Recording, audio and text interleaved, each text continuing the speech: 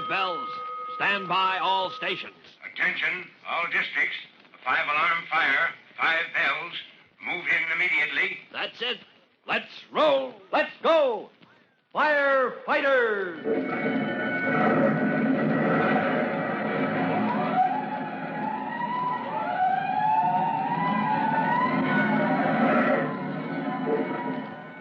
Presenting Firefighters, the true-to-life story of our unsung heroes who stand ready to ride by day or night against our most murderous enemy, the demon of fire.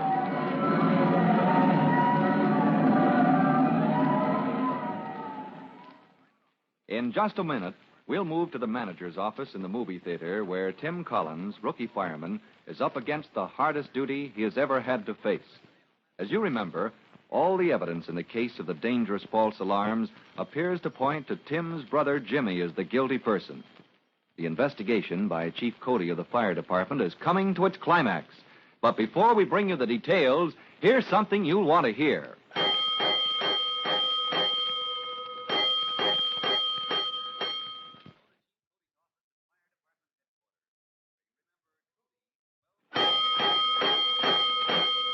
Let's go, Firefighters!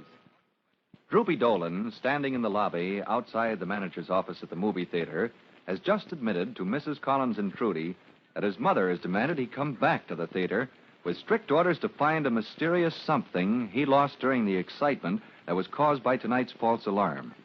Droopy hangs back, but Mrs. Collins insists that he knock on the door of the manager's office and claim his property. Meanwhile, inside that office, Tim Collins confronts Chief Cody and his own brother, Jimmy.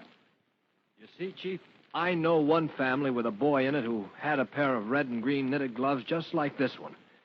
Before the false alarm the night of the blizzard, he had a complete pair. And afterwards, the left-hand glove was missing? Oh, gosh, Tim, if you only let me tell what really happened. Don't interrupt him, boy. Go on, Collins. I don't want to go on, but... Well, Chief Cody... Tonight, this same boy had the right-hand glove before the false alarm was pulled here in the theater. Yes, we've been over all that. We have both gloves. There's the one we found tonight, right there on the manager's desk. But now we've got to find the guilty boy. Well, Chief, I'm afraid the culprit is right here in this room.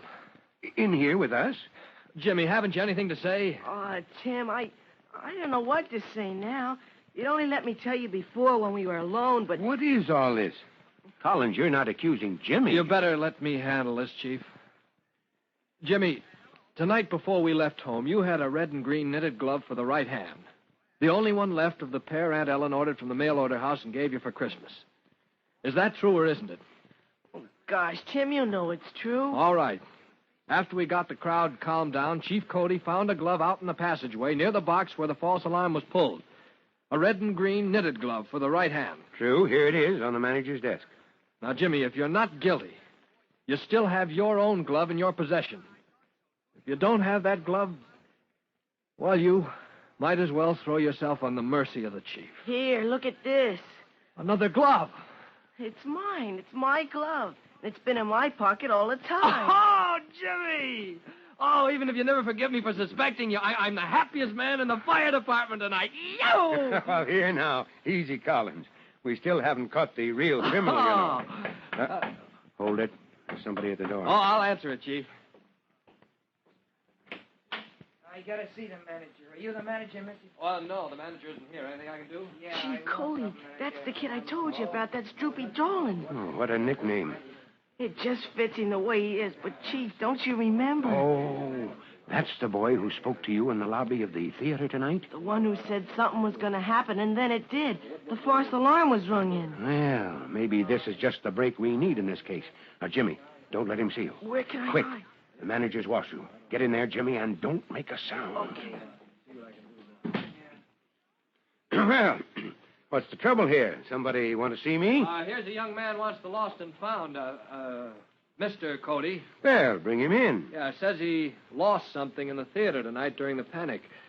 Chief, that's the fellow I grabbed in the dark, the one that was yelling fire. I know his voice. Don't let on. Just follow my lead. Well, come on over here, son, and let's hear the story. Oh, gosh, I don't want to make no trouble. I wouldn't have come, only my mother, she made me, and... Well, I guess I better go now. Huh? Oh, now, what's your hurry? What was it you lost in the theater tonight, huh? Well, what's the use? I only had one. I lost the other a long time ago. Only my mother, she don't know I lost it.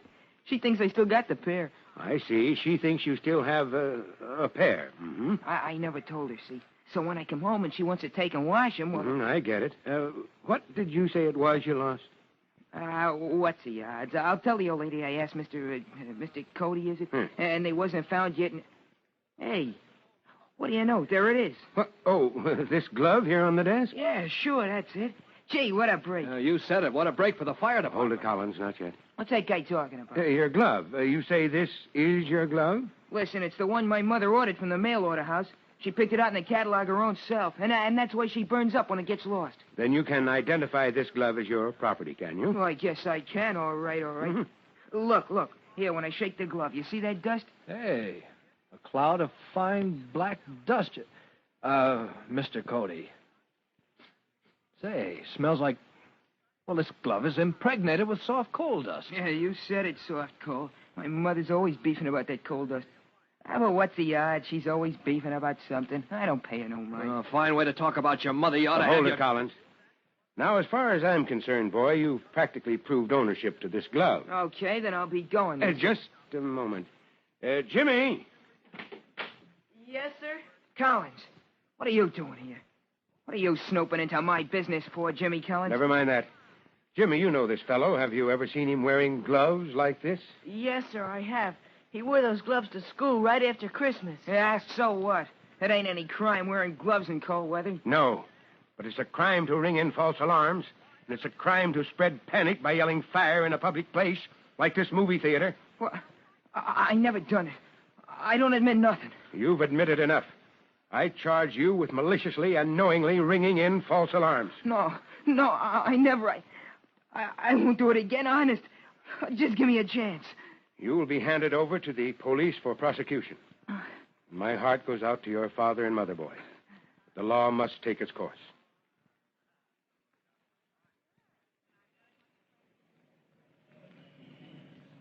Well, all's well that ends well. Oh, by the way, can I drop you people anywhere, as long as I have my car? Thank you. No, Chief Cody. We're almost home. I'm going to march my family off to bed before anything else happens. Oh, there's just one point I don't understand about this case. Oh, what's that, Chief? Well, how did your brother Jimmy lose his glove the night of the blizzard? How about it, Jimmy? Oh, do I have to tell? Jimmy's ashamed. Jimmy's ashamed. Oh, I am not. It's just, well, that night, remember I went to the movies with Trudy, and, well, she met some other girls, and Jimmy was throwing snowballs at us, and we chased him and washed his face with snow. Oh, I tripped, and then's when I lost my glove. And we made him yell, Uncle. And, oh, Mommy, there were only 6 of us girls. Oh. Well, now, don't laugh at Jimmy too hard. No, Jimmy was a big help in clearing up this case. You bet. And, I think we'll need him in the fire department one of these days. Just like my Tim, following in his father's footsteps. Oh, yes, that reminds me. Tim. Yes, sir. As you know, your class of probationers, that is, you fellows who went through training school together... Yes, sir. ...are up for permanent appointment to the fire department. Oh, yes, sir. I've been waiting for my notice in the mail, sir. Yes. Well, I have nothing to do with that. But I understand those notices were mailed today. What? Oh, Tim, then you'll know tomorrow. You'll know for sure that you've been appointed as a fireman. Well, it's never sure until you have your notice in your hand. But if you get it, son, come in and see me at headquarters, huh? Yes, sir. All right. Well, good night, all. Good night, Chief Cody. Good night, Chief.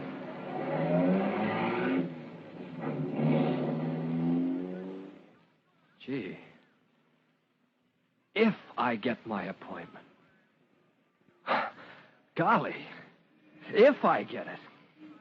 Oh, good grief. Now I won't sleep a wink all night. Now, what do you suppose Chief Cody meant by that if? All along, Tim has counted on getting his permanent appointment on the fire department. And he was sure he was in line for it when Chief Cody called all available men to special duty the night of the blizzard a few weeks back. But now Chief Cody says if. Well, there's only one sure way to find out what happens next. be sure to listen to our next true-to-life episode of The Firefighters.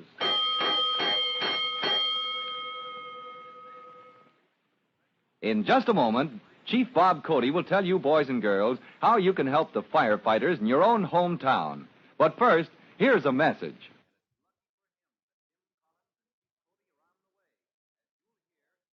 And now, Chief Bob Cody with a special assignment for all junior firefighters. Chief Cody. Hello, boys and girls. This is Chief Cody again. And here's your special assignment. Attention, please. You are to make yourselves familiar with the operation of the alarm box nearest your home. Study the directions on the box until you know just what to do in case of emergency when you must call the fire department. Now, here's the rest of your assignment. Do not touch. Don't touch the fire alarm box, except when you need to call for help. And if you know anybody who thinks it's fun to ring in false alarms, warn him to stop before he gets into serious trouble. Tell him how dangerous it is to us firefighters and to the whole neighborhood when some foolish person rings in a false alarm. Well, that is all, and thank you, firefighters. Fire Chief Cody and the young rookie fireman Tim Collins will be back tomorrow at the same time on the same station when you hear... That's it. Let's roll.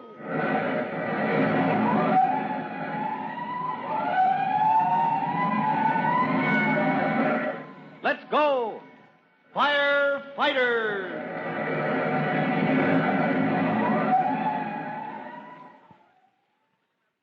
Firefighters is written by Frank Jones and is a copyrighted feature of William F. Holland Productions.